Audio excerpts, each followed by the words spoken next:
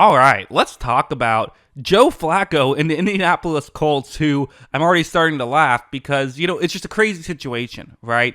They made the decision to move off of Anthony Richardson, and I was more in favor of that decision than most, I think. Richardson had really struggled to start the year, and Flacco had looked good when we had seen him out there. So while obviously you're going with the older player and there's just not much of a future with him for sure, you are at least also in theory going with the better player. Of course, that's in theory, and that's up until that point. Flacco, who had a bad game against the Vikings, but hey, that's the Vikings defense. They do that to people. Another bad game here, and you can't really make the same excuses with some of these plays. Let's start off with the first throw he had of the game.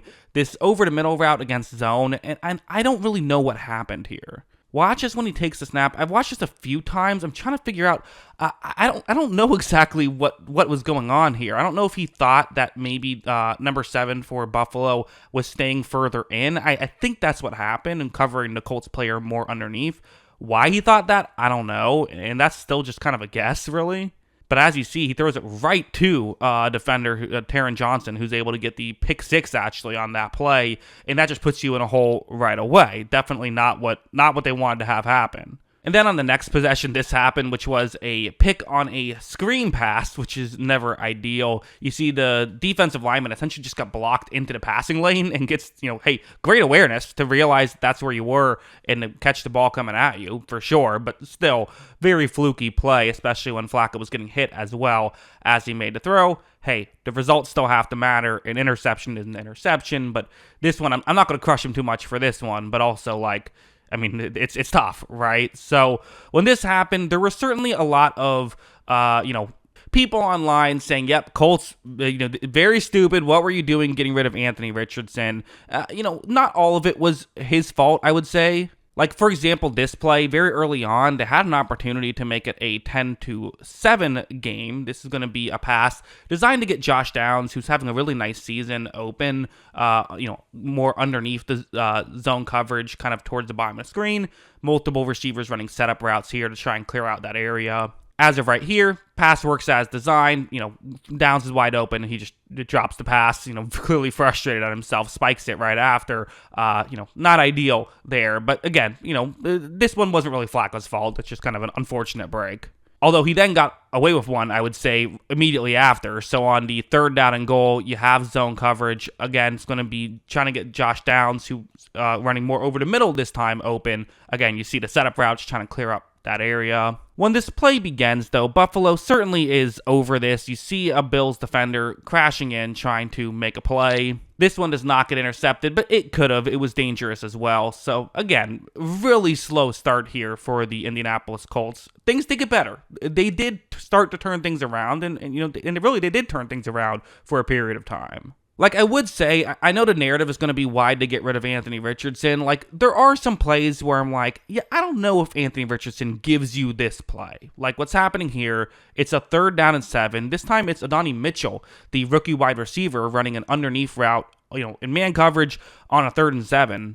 You see Flacco is going to take the snap. He looks over in Mitchell's direction right here. Mitchell has a little bit of separation, but it's nothing that you look at and say, definitely get him the ball on a 3rd and 7. And to be honest, I don't know if Anthony Richardson decides to make this throw. But Flacco puts this perfectly on the money. I certainly don't know if Richardson accurately makes that throw as accurately as Flacco did. You're able to pick up a big completion. There was some of that. Like, the offense did start to turn around for the Indianapolis Colts. It did. This play, a simple one, but another good one where it's going to be a 2nd down and 7 at their own 5.5 yard line. You see that they're, again, it's Adonai Mitchell trying to get open. You have a play action, hopefully going to draw those players covering the middle of the field further in. When this play begins, you see Mitchell right here is open, and if you look over at Flacco, he's in the throwing motion. This is why you put Flacco in, right? Whether you agree with the decision or disagree with the decision, this is the logic, right? Is because Flacco can give you this. Gets the ball over to Mitchell, they're able to pick up a 1st down. Okay, cool. Like, that's the logic. There certainly was some of that in this game, and then there was some of just the Colts offense working in ways where most quarterbacks, including Richardson and whoever else you want to throw in there, would have made the play. It's this one where it's a zone coverage concept. It's Alec Pierce running a route, trying to get into a gap in coverage over the middle. And the Colts have had this happen this season where it seems like every now and then someone is just completely wide open over the middle. Like watch, where Flacco takes a snap, he's going to look in that direction, and when he gets the ball over there, I mean, this is as open as it gets, and it seems like, I don't know what the Colts are doing, but every now and then they can scheme one or two of these up. That's what they have here. As you see, Flacco makes a great throw. They pick up a huge completion right there, and they're able to continue driving the ball down the field. So, yeah, really good stuff here by the Indianapolis Colts. But to pretend, okay, there was a couple of bad plays, but then it was mostly good from Flacco, would just be lying. Like, that's not what happened. There were a lot of other issues that happened with the Colts, including this play, which is going to be kind of similar to that last one, but to set the stage situation-wise. So what's going to happen is it's a 1st down and 10 right here for the Colts, but they're down 10 with 10 minutes left, so really need to get some points on this drive. You're technically okay if you don't, but just outside field goal range, you'd love to get the ball in a good situation where you can score. And good news, once again, Flacco, when he runs this play action, there's another one of those guys wide open type of plays. I mean, this is an opportunity to get the ball down the field, get an easy field goal range where you can score some points. Like, you're good if you can make this throw. The issue, it's just a touch high. It gets batted up. Maybe Pierce could have still caught that one, but yeah, I mean, it didn't have to be that high either, right? Like, that still was a missed throw, and it results in an interception. And instead of having it a one-score game in the final, 10 minutes of the game, instead you're looking at a situation where the Bills were able to get the ball. They end up scoring again, and that kind of was sort of all she wrote for the Colts. Not really much they could do there.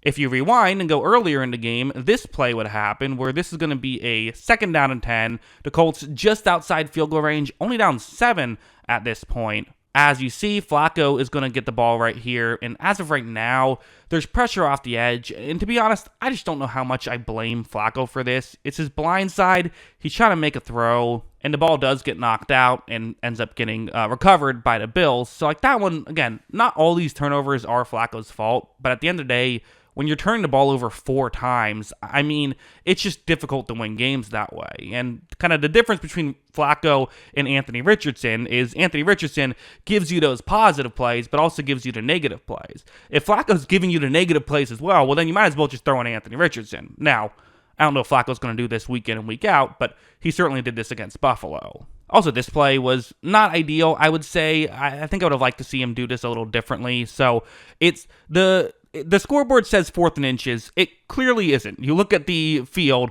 it is clearly 4th and 2. I don't know why it says 4th and inches. Anyway, Flacco takes a snap. The scoreboard actually changes, so now it says 4th and 2. You see, nothing's open right here on a 4th down and 2.